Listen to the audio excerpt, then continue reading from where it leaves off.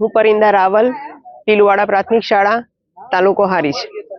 મારો ઇનોવેશનનો વિષય છે મારે મારું પુસ્તકાલય જોવું છે.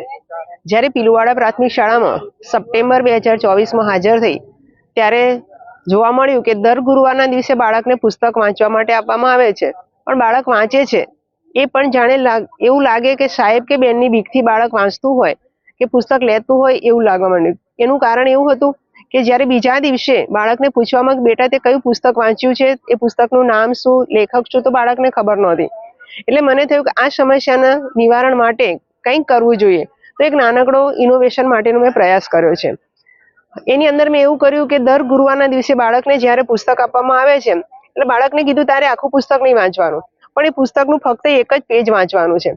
અને એ પેજ વાંચ્યા પછી પહેલી શરૂઆત મેં કરી, બેટા તારું નામ કયા અક્ષરથી શરૂ થાય છે? તો કે બેન મારું નામ છે ક થી શરૂ થાય છે. તો એને કીધું ક ઉપરથી શરૂ થતા આ પેજની અંદર કમથી શરૂ થતા શબ્દોની યાદી બનાવ.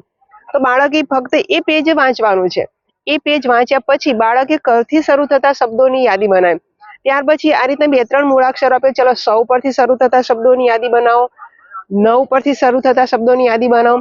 યાદી બનાવે છે બાળક, પછી ફરીથી એને સૂચના આપવામાં આવી કે આ પેજની અંદર તને કોઈ વિરોધી શબ્દોની જોડ મળે છે તો વિરોધી શબ્દોની યાદી બનાવ, સમાનાર્થી શબ્દોની જોડ મળે છે તો એની યાદી બનાવ. એવા વ્યાકરણના 2-3 મુદ્દા આપી, ટોપિક આપી અને બાળકને યાદી બનાવવાનું કીધું છે. ત્યાર પછી બાળકને એ જ પેજમાંથી જોડાક્ષર શોધવાના કીધા. એટલે થયું એવું કે એ પેજ છે, એક જ પેજ છે, એ બાળક 2 થી 3 વખત વાંચે છે. વાંચ્યા પછી હવે બાળક જ્યારે વાંચશે ને ત્યારે પૂરેપૂરા અર્થગ્રહણ સાથે વાંચે છે. એટલે અર્થગ્રહણ સાથે વાંચવાથી બાળકને વાંચેલું એ ચિરંજીવી બને છે.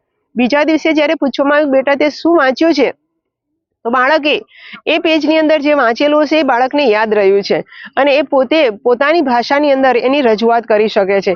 એટલે કે બાળક જે કંઈ વાંચ્યું છે એ ચિરંજીવી વાંચ્યું છે અને અર્થગ્રહણ યુક્ત વાંચન કર્યું છે. એટલે કે FLA ની અંદર આપણે જે બાળકના પ્રશ્ન છે કે બાળક વાંચે છે પણ અર્થગ્રહણ કરતું નથી, એ પ્રશ્નનું નિવારણ આ ઇનોવેશનની અંદર થાય છે. એટલે બાળકે સારી એવો પ્રયાસ કરી અને પોતાને જે કંઈ મૂળાક્ષર આપ્યા છે એ મૂળાક્ષરમાંથી એ યાદી બનાવતો થયો હતો.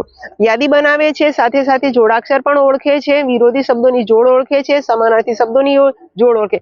ક્યારેક શાળામાં એવું બને છે કે સ્ટાફ વધારે પડતો ગેરહાજર હોય ત્યારે બાળકોને કઈ રીતે એક્ટિવ રાખવા, તો આવી 10-12 પુસ્તિકાઓ બાળકને આપી દેવાની અને આવી પ્રવૃત્તિ કરાવવાથી આપણે શાળાનો બીજા બાળકોને પણ ડિસ્ટર્બ કરતા નથી અને શાળાનું કામ પણ સારી રીતે આપણે કરી શકીએ છીએ.